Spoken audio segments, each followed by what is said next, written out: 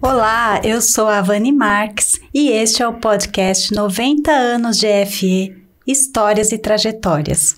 Vamos relembrar momentos da nossa escola e saber como estão os ex-alunos hoje. O convidado deste episódio é Douglas Vieira, primeiro judoca brasileiro a chegar a uma final olímpica. Douglas se formou em licenciatura na EFE em 1985.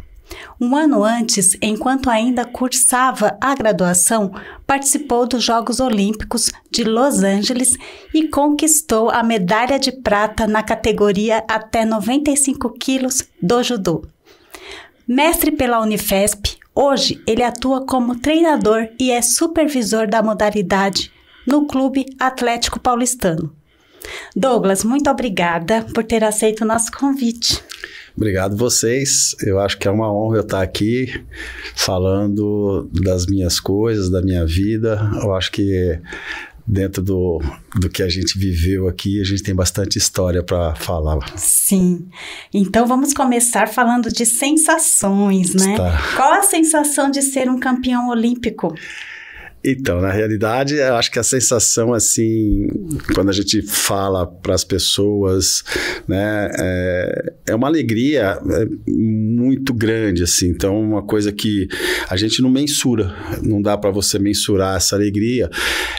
Quando você termina a competição e você viu que você é um medalhista olímpico, né, que você chegou a uma final olímpica, sendo o primeiro brasileiro a chegar nessa final olímpica, sendo o primeiro brasileiro a disputar uma medalha de ouro.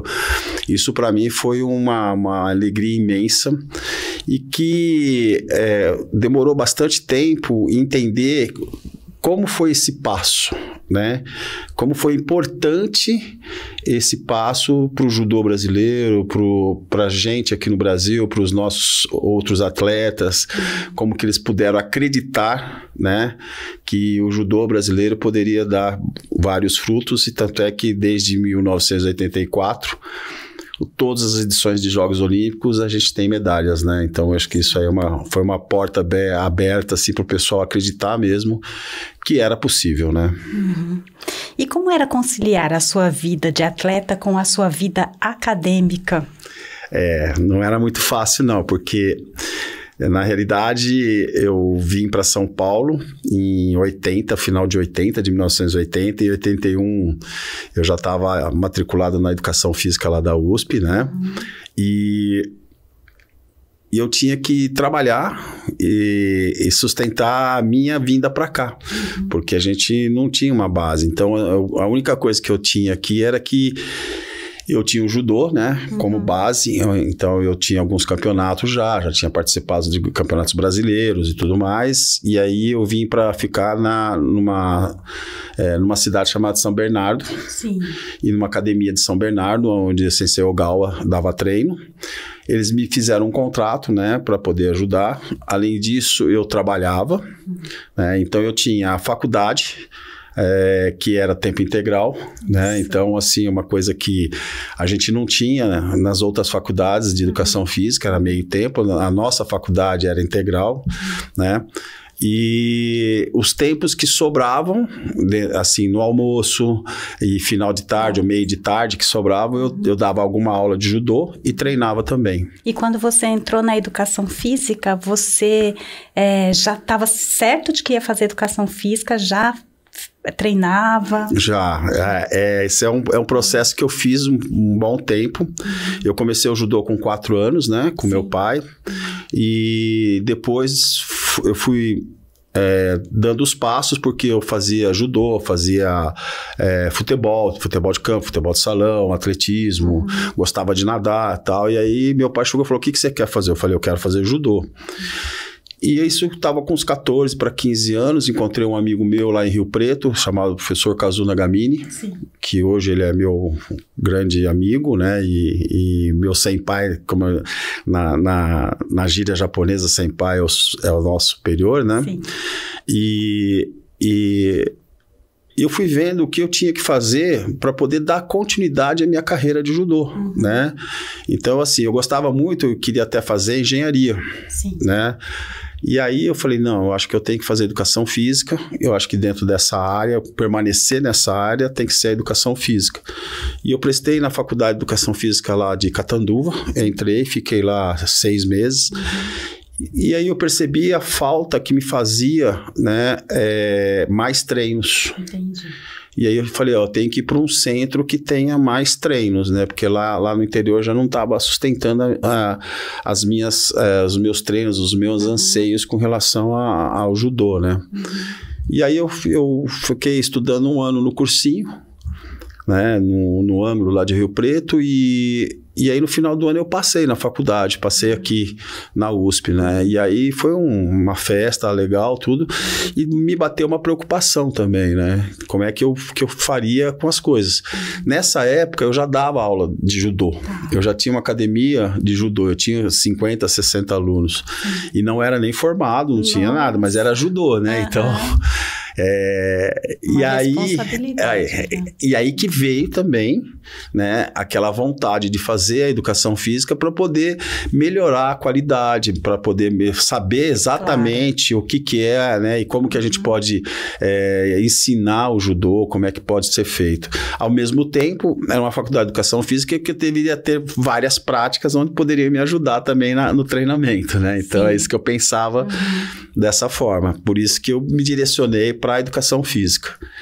E eu achei que foi um bom passo, um passo adequado, porque em cima desse trabalho todo que eu tive, tudo se junta, né? Se junta dentro o judô, o trabalho de dar aula, essas coisas, né? Eventos.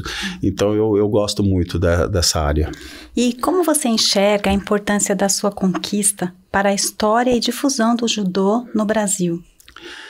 A gente tem, cada vez que tem um campeonato olímpico, Jogos Olímpicos, né, a gente vê uma procura de todos os esportes que classificam, né, e às vezes aqueles que não classificam também é uma procura. Então, assim, o judô, por si só, ele já é recomendado pelas pessoas, né, porque judô trabalha com educação, ele trabalha com formação, né, então ele não cuida só da parte física, né, então tem uma parte muito forte na área educacional, tem uma parte na formação não só física, mas moral, intelectual, então isso aí ajudou bastante o judô.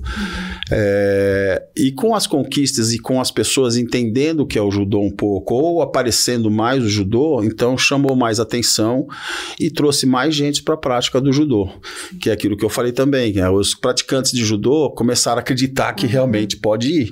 Então, isso, motivou bastante. Para você ter uma ideia, hoje nós estamos lá no Clube Atlético Paulistano e não tem vaga para judô, entendeu? Assim, os outros esportes também aumentaram as vagas, porque teve uns Jogos Olímpicos onde teve uma grande proporção das medalhas, né, do judô, né? Então conquistou uma de ouro, uma de prata e 2 de bronze, e isso aí trouxe uma visibilidade maior ainda para o judô. Só que o judô competitivo é uma coisa, só que o judô formativo é outra, né? Então tá tudo dentro do globo do judô, mas tem várias áreas de atuações dentro do judô, né, que eu vejo. Certo. De que forma que você acredita que o estudo na universidade influenciou a sua trajetória como atleta e como professor? Nossa, é super importante, assim, você caminhar junto, né, porque hoje o pessoal reclama muito, não dá tempo de estudar, né, e eu falava assim, mas qual é a diferença de hoje e de 40 anos atrás? Hoje você tem uma condição muito melhor, né? Você tem uma questão de patrocínio muito maiores. Você não... Às vezes você só sobrevive de judô. né? Assim, da ajuda de custo do clube, antes não, né? Antes você tinha que trabalhar, tinha que treinar, tinha que, né? E eu casei, ainda tive filho antes da Olimpíada. Ai, não tinha tanto apoio. Não tinha. Mas assim, o que isso trouxe para mim de coisa é uma questão de responsabilidade. Sim. Né? Então, o que eu recomendo para os meus atletas, você tem que ter objetivos. E se você não tiver esses objetivos, não aparece a sua responsabilidade. Né? E aí também, se você não tiver responsabilidade, você não consegue atingir seus objetivos. Então, eu tinha uma rotina de trabalho. Né? Para mim era tudo trabalho, levantar cedo, ir para a escola, sair, treinar, almoçar, tudo para mim era uma rotina, né? Então essa rotina eu tive durante 5, 6 anos que eu fiquei, né, dentro da escola, porque eu tive que, quando eu soube que eu ia para os Jogos Olímpicos realmente, né, a gente tinha o professor Catalano, Carlos Catalano, lá da USP, um professor que foi o primeiro doutor na área de judô aqui do Brasil, e ele me recomendou, né, que eu parasse a faculdade, que eu trancasse a matrícula e me dedicasse aqueles 6 meses exclusivamente para poder ter, né, alcançar esses objetivos. Foi o que eu fiz, né, na hora, tranquei a matrícula, fiquei 6 meses sem estudar, e aí que eu pude dedicar realmente somente ao judô. E logo em seguida eu voltei em agosto, né? Em agosto de 84, foi dia 9 minha luta, no final de agosto eu já estava, em setembro já estava na escola, já estava matriculado e refazendo já as minhas aulas. Foi uma boa escolha? Para mim sim, uma ótima escolha. Eu acho que dentro daquilo que eu vislumbrava com relação ao que eu vi, por que eu vou fazer educação física e aonde eu vou atuar, foi uma ótima escolha. Eu acredito que por gostar muito dessa área, né, também de professor, essa área da acadêmica, essa área eu também faço pesquisas, né? Então acho que isso aí é uma coisa que eu levo tudo dentro desse processo para a gente melhorar a qualidade do judô, né? Certo. E depois que você se formou, Douglas, você seguiu quais caminhos, assim? Tá, depois que você se formou na IFE. Eu tive ainda mais 5 anos de atleta, né? Eu fui até 1991, onde eu fui para os Jogos Pan-Americanos de Cuba, e aí eu parei ali, né? Porque as responsabilidades estavam sendo muito, muito maiores do que eu tinha, porque quando eu voltei dos Jogos Olímpicos, na realidade, eu não tive um ganho financeiro, eu tive um ganho de trabalho. Por exemplo, a Academia X queria que eu trabalhasse lá porque o medalhista olímpico está trabalhando aqui, ganha dinheiro, essas coisas. Então, eu tive esse aumento. E isso aumentou muito a minha responsabilidade. Né? Então, teve época que eu tinha 8 lugares para dar aula durante a semana. E contava com apoios? Não, só o salário mesmo, assim, entendeu? Então, assim, o clube, que eu era do Clube Pinheiros, me dava uma ajuda de custo, mas que não cobria todas as minhas despesas, né? A própria escola da educação física, o nosso diretor, ele ajudava, ele falava, vai lá na lanchonete, pode comer, faz assim. Então, ele fazia tudo para poder... E me ajudava nas questões de sair para campeonatos, essas viagens e tudo. Então, os professores entendiam de uma certa forma, né? E depois me davam as recuperações, o que precisasse. Mas eu acho que quando a gente pensa assim, se isso vale a pena, eu acho que vale muito a pena, entendeu? Eu acho que dentro daquilo que eu queria, e depois eu comecei a fazer a minha transição de carreira também, né? De parar de atleta para ser técnico ou treinador, né? E aí eu comecei a treinar até a Faculdade de Medicina da USP, tem uma atlética muito forte, que é a Rui Barbosa é da Educação Física, deixa eu lembrar aqui. Tudo bem, eu já lembro. E aí, eles tinham um judô muito forte lá, né? Então, eu comecei a treinar a equipe para a gente participar da intermédia, essas atividades, né, universitários.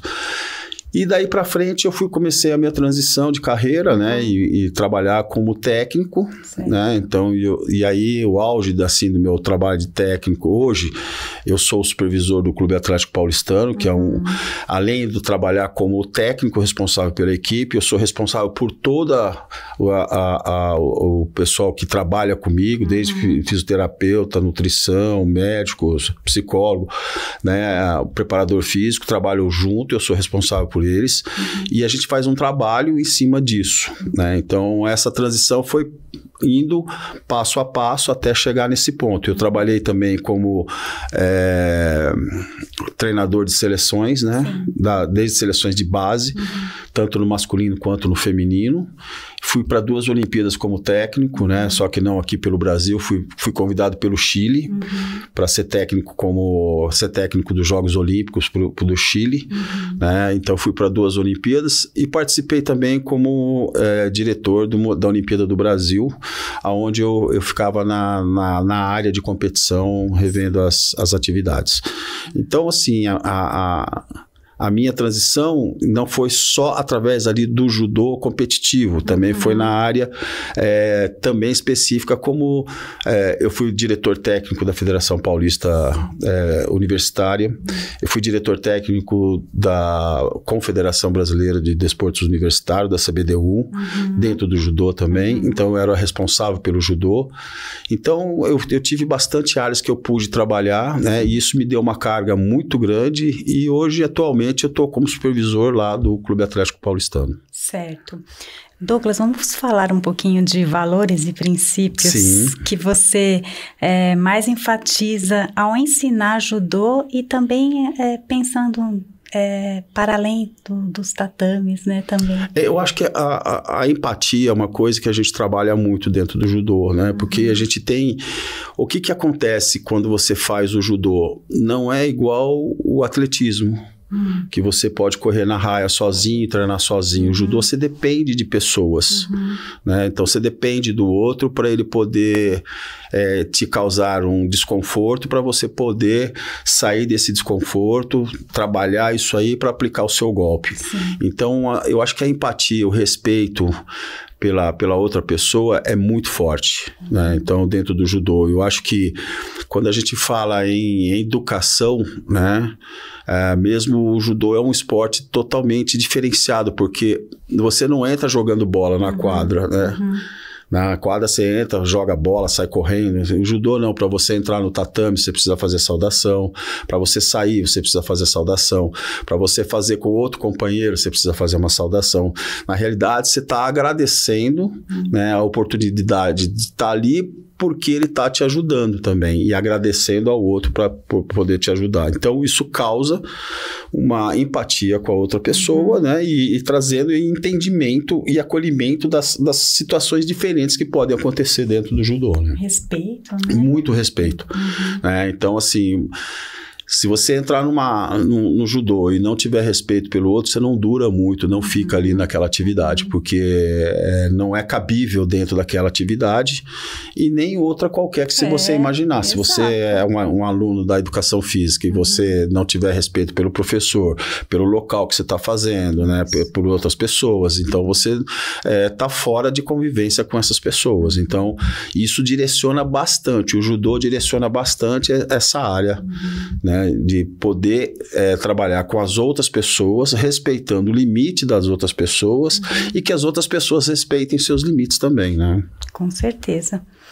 Você atua em vários projetos sociais, como o Instituto Educacional e Desportivo Douglas Vieira. Isso. Leva o seu nome. Pode nos contar mais sobre esses projetos e o que te inspirou a fazer parte deles? Tá. A primeira coisa foi assim, a gente trabalhou aqui na USP, eu fui na realidade, diretor de judô, né? O responsável pelo judô aqui da USP Xerox, que foi um trabalho muito bem feito aqui, né? Que tinha atletismo e judô. E na época, eles tinham me chamado para fazer mestrado lá na educação física, mas como eu já estava casado, como eu estava com um monte de compromisso, eu não podia ter outro emprego, né? Porque não pode ter... E aí, então, eu não aceitei naquela época para fazer o mestrado voltado aqui por causa disso. E aí o CPUSP me chamou e como estava esse projeto lá, nós fizemos um projeto muito grande, tinha 100 crianças que a gente trabalhava com eles. Foi durante 5 anos até morrer um dos diretores da Xerox e aí eles pararam com o projeto. E aí isso me trouxe uma vontade imensa de trabalhar dentro dessa área também, né, de projetos. E eu tive um aluno chamado Lucas, e ele foi atleta meu lá do Paulistano, em 2000 e pouquinho. E ele teve que voltar para a cidade dele, que é Iguape. Sim. Né? E Iguape lá é muito pobre, lá Iguape, o IDH deles lá é muito baixo, então é uma situação. E ele mora lá na comunidade do Rocio, que é uma comunidade, era uma das maiores comunidades negras do Brasil, né? E aí ele falou assim, eu não sei o que eu vou fazer. Eu falei, abre uma academia de judô lá dentro, né?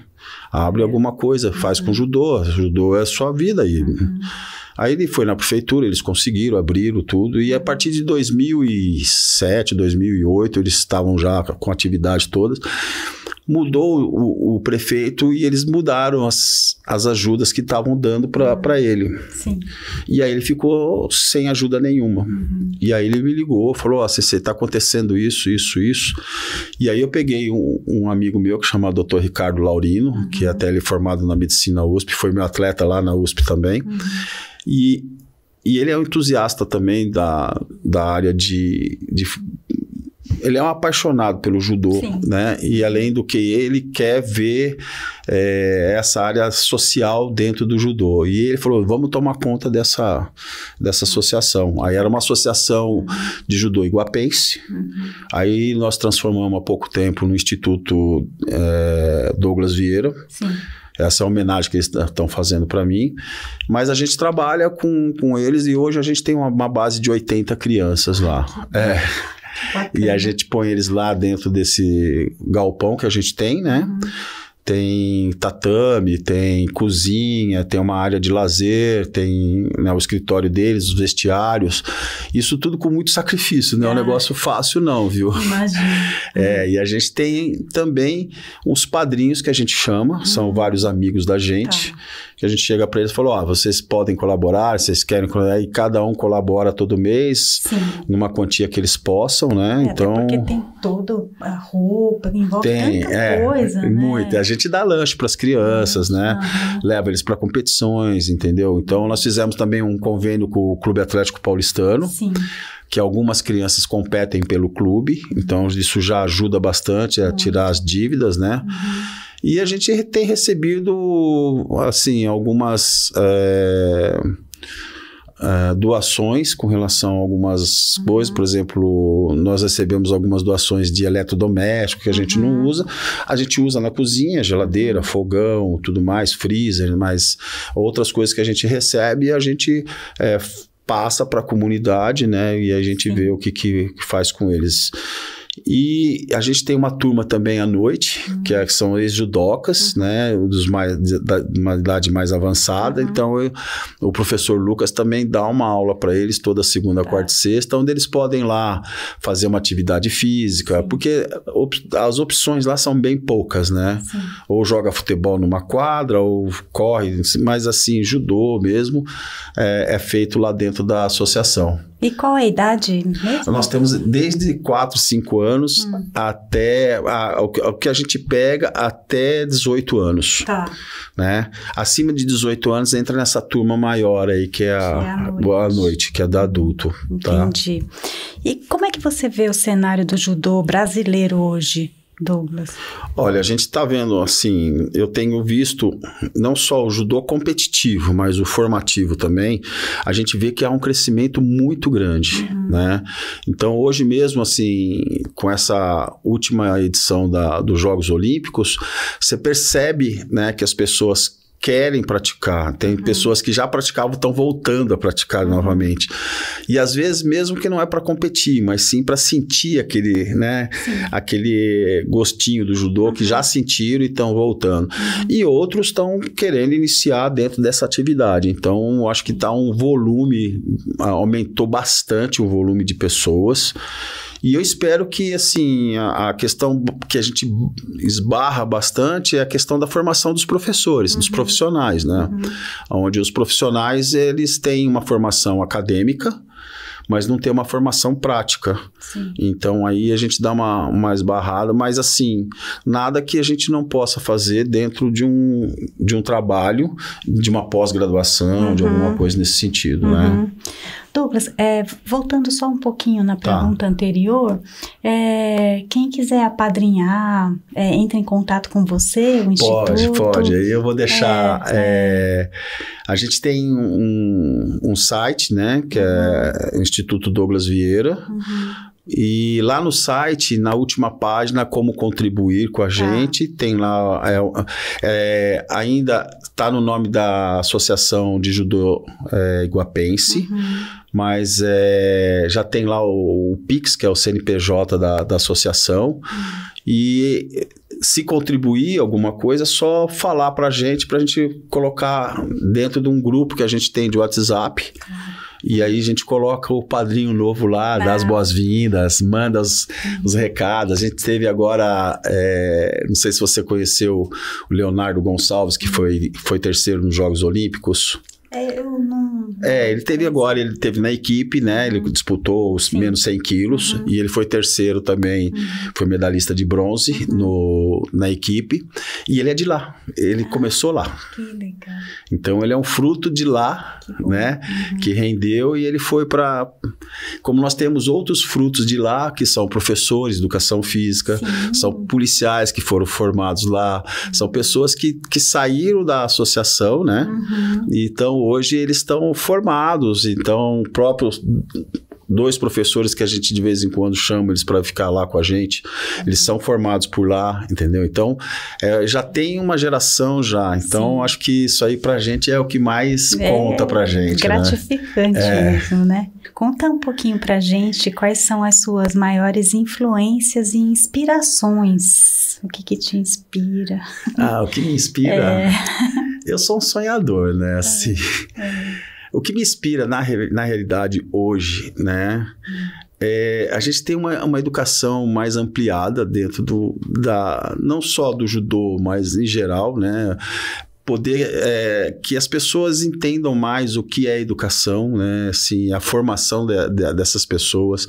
A gente vê ainda que a gente tem uma condição para formar as pessoas. Então, assim, tem vários colégios, tudo, mas às vezes eu pego um atleta que fica assim, mas eu vou estudar para quê, sensei, entendeu? Então, ainda eu acho que esse tipo de informação não está chegando para eles, né? Assim, porque eu costumo pegar um por um e falar, você está estudando, você está fazendo isso, você sabe por que você está fazendo, como que você vai fazer? Então, a minha inspiração é trazer isso para outras pessoas, né?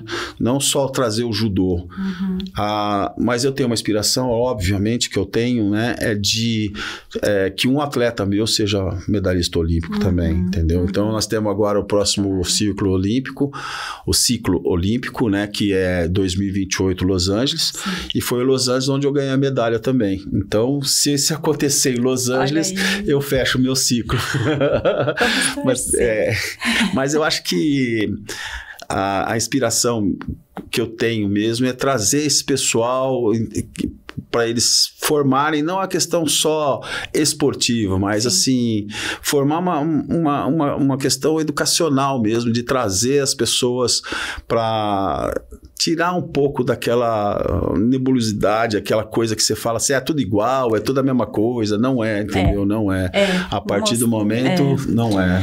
E isso é muito importante, porque é necessário, né? Porque apesar desse boom de informações todas, ter uma pessoa que possa motivar, incentivar e falar assim, olha, você pode. Sim.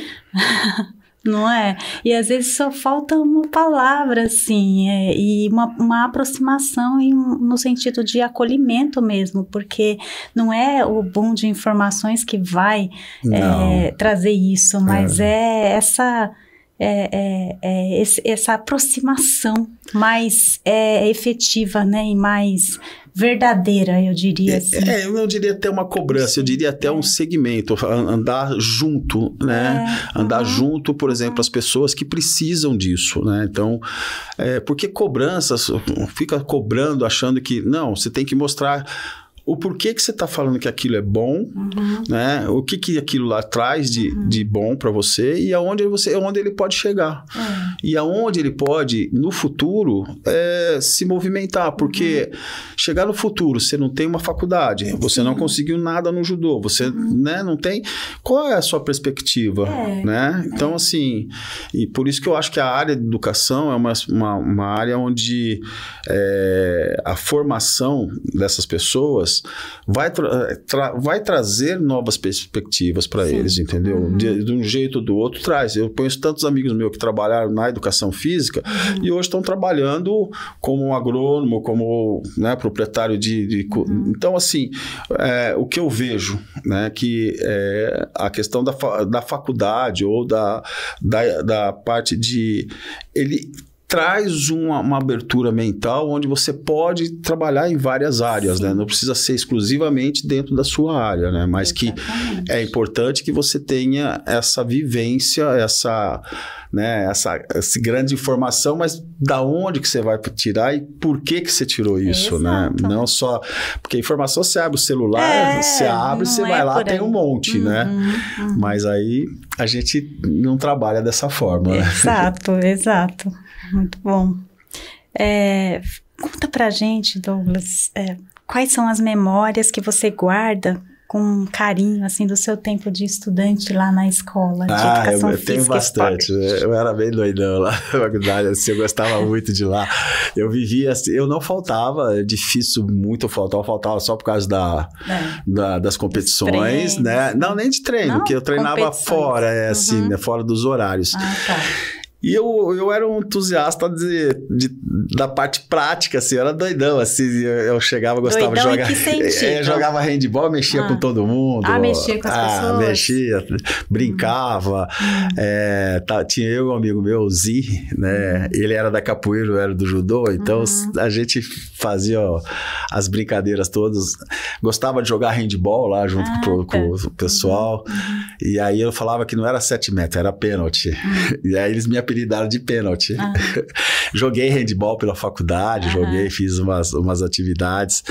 Mas assim, dentro do processo da aula, sempre a gente tinha uma aula exemplar, assim, no sentido de formação, porque eu lembro, a gente tinha, a nossa faculdade começava às 7 horas da manhã, não era 8 horas, não era 9, era 7 horas da manhã, e você tinha que chegar no horário, né, senão você nem entrava na aula, então uma coisa que assim, que depois eu fui entender o porquê disso, né, que é o respeito que você tem pela outra pessoa, né, é uma atividade onde você fala assim, não, eu tenho que estar lá 2 horas, eu tenho que estar 2 horas, não tem que estar lá 2h10, 2h15, que nem os brasileiros, né, eles gostam assim, aí eu fico brincando com meus atletas também, né, você chegou atrasado, não sei se eu cheguei no horário, não, você chegou atrasado, porque... Não, mas eu tava ali me trocando. Eu falei, então você chegou atrasado, entendeu? Então, assim... Mas você já tava dentro da escola. Não, já tava aqui. Não, mas não é isso, né? Chegar no horário é você estar pronto para aquela atividade naquele horário, né? Isso que eu acho que... E isso... Depois eu tive a oportunidade dei 20 anos, né, de aula na faculdade, né, em faculdades particulares, e fui também da USP, eu dei 2 anos como professor convidado, né? Sim. E assim, muita gente vem agradecer para mim, né? Assim, não, eu sei que será duro, mas assim, hoje a gente entende, eu entendo do que você falava, porque realmente, né, não é...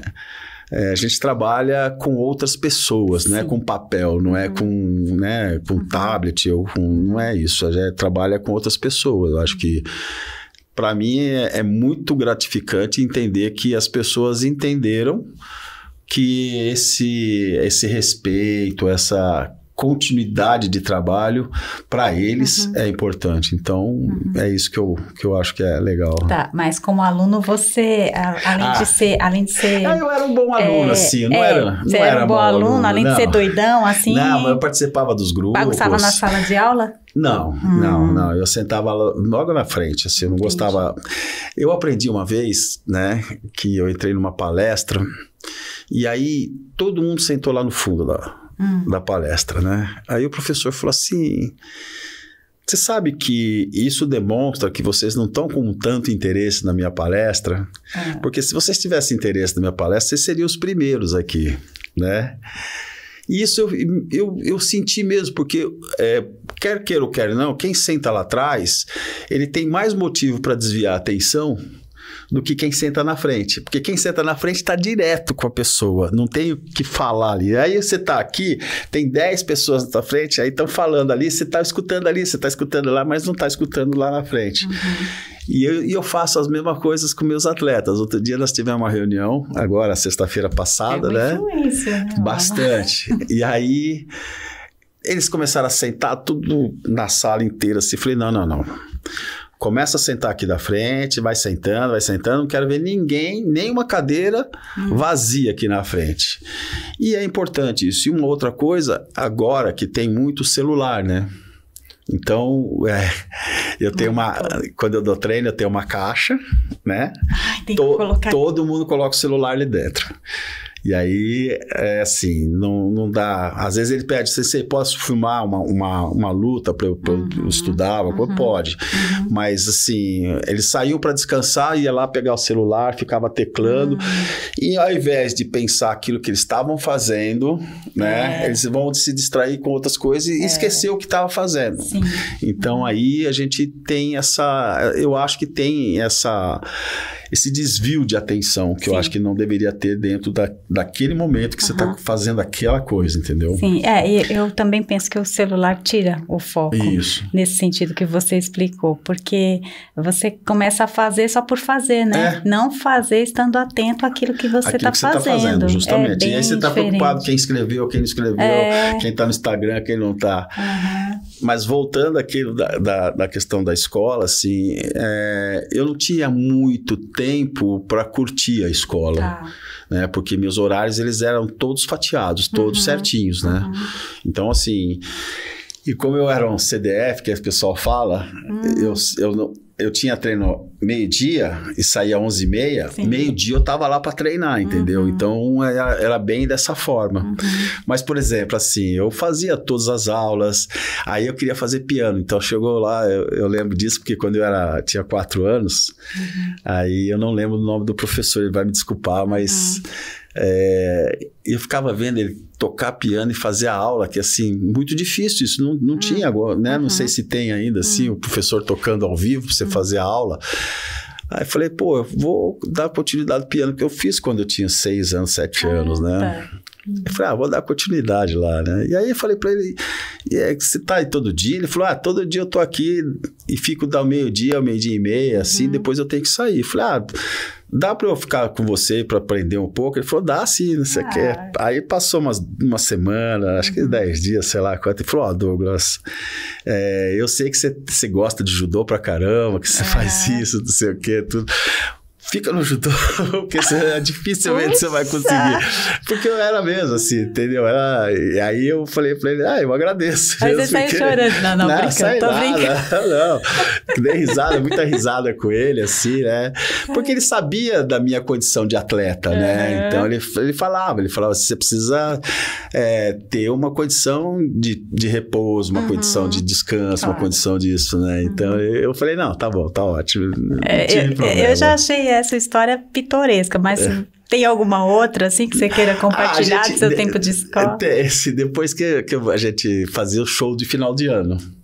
Show? Show assim, tipo show de calouros. Tá. Então a gente fazia, então cada um fazia uma apresentação, ou cantava, ou fazia uma dança, ou fazia alguma coisa. E aí quando eu voltei da Olimpíada, né, o meu grupo lá, os meninos da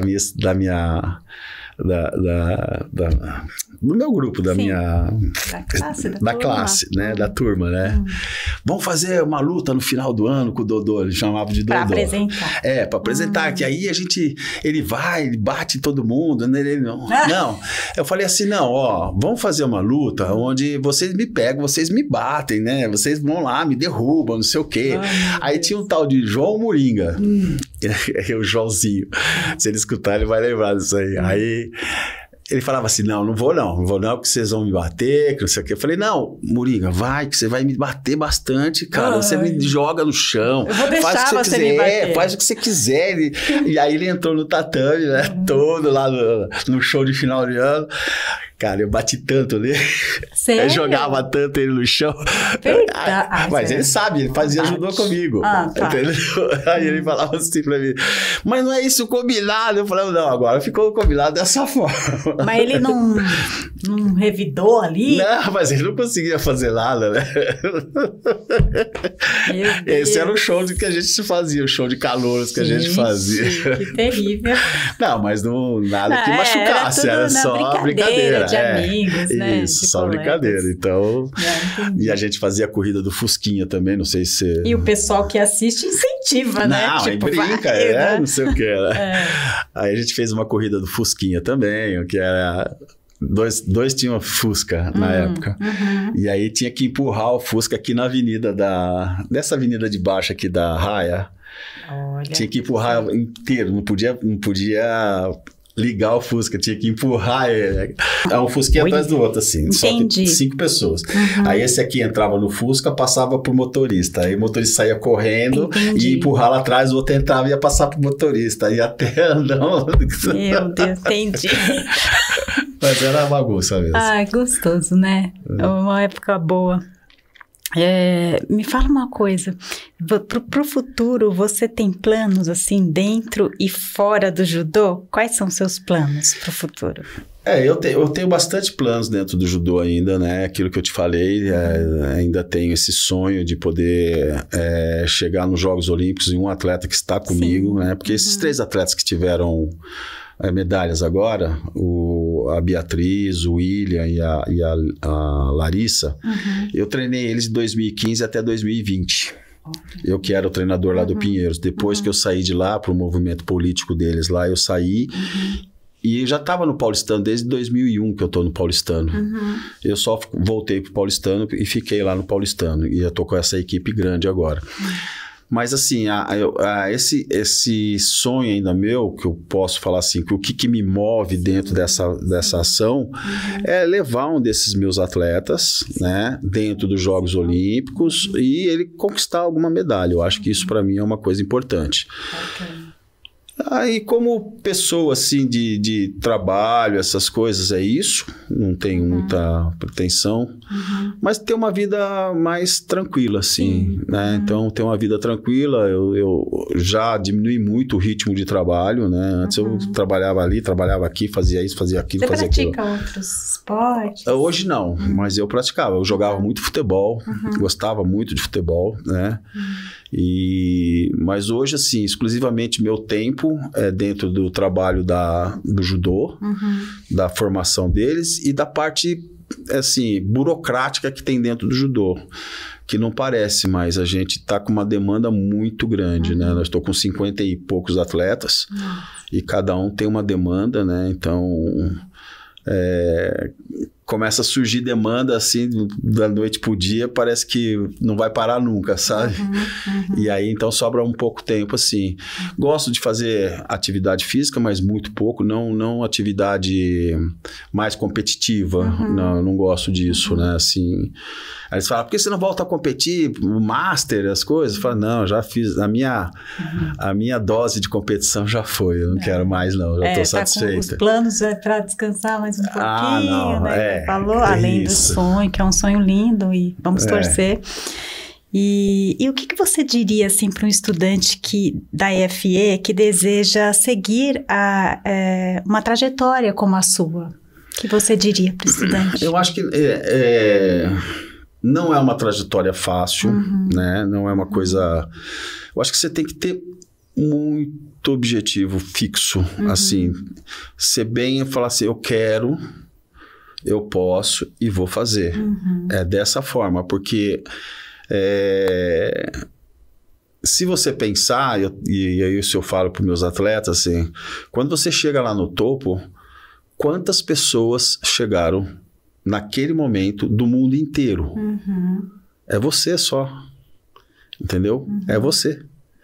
Então, assim, é uma coisa que é a cereja da cereja da cereja do bolo, né? Sim, em si. tem um caminho, né? Isso. Não é não vai chegar. Não é assim. Não, e eu falo, essa questão desse caminho, eu falo assim, você já subiu escada? Quando você sobe escada de 2 em 2 degraus, você cansa muito rápido e desiste mais fácil.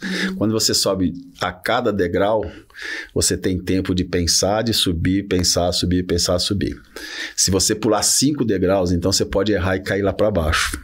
Então, é passo a passo. E não dá para você eliminar, né, alguns degraus, não dá. Você tem que ser passo a passo, pensando sempre fixamente, né?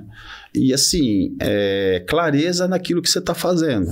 Que é que nem quantas vitórias eu tive. Será que eu tive mais vitórias do que derrotas? Na verdade, você teve mais derrotas do que vitórias. Né? Muito mais. Eu tentei 5 vezes para os Jogos Olímpicos, fui uma vez. Né? Então, você tem mais derrotas do que vitória. Então, a persistência daquilo lá que você está fazendo e acreditar no que você vai fazer é muito importante, né? Então, se você não tiver essa condição, você não consegue chegar. Então, para quem está querendo já entrar na faculdade e pensar em esporte, tem que ser com eu faço os meus calendários com os horários, tudo, e obedecer aquilo, né? Você tem uma ideia... Sabe que o universitário gosta de festa. Não é diferente na faculdade de educação física. Todo final de semana tinha festa. Eu nunca fui numa festa dos 2 anos e meio. Eu fui numa festa, eu já estava 2 anos e meio na faculdade. Fui numa festa lá para conhecer como que era o pessoal. Fiquei lá umas 2 horas, fui embora, entendeu? Porque eu sabia que eu tinha outros compromissos. Então, assim, não dá, né?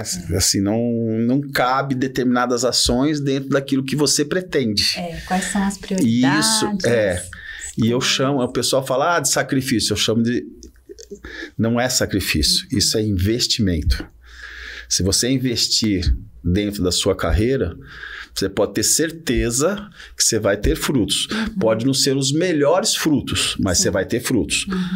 E aí, lá na frente, você pode falar assim, pô, você se arrepende do que você fez? Não. Porque muita gente fala, eu poderia ter sido isso, poderia ter sido aquilo, se eu tivesse continuado a fazer. A gente não sabe, né? Não é. Lá na frente, você não foi, você fala assim, mas eu tentei. Mas eu tentei fazer o melhor de mim, entendeu? Então, você acha que eu não queria ser campeão olímpico? Eu queria, mas eu não consegui. Mas eu tentei naquele momento e fui medalha de prata, tá certo? E aquilo lá que foi o meu limite daquele momento. Exato, o seu melhor. Entendeu? Então, é isso eu já fiquei satisfeito, porque... Você vai disputar uma medalha de prata, né? Você fica com a prata, você perdeu a última luta. Então, você fica com uma sensação de perda mesmo, né? Quem disputa bronze, ele ganhou a última luta. Então, ele ganhou aquele bronze. Você não, você perdeu o ouro. É diferente, né? Mas ganhou uma prata.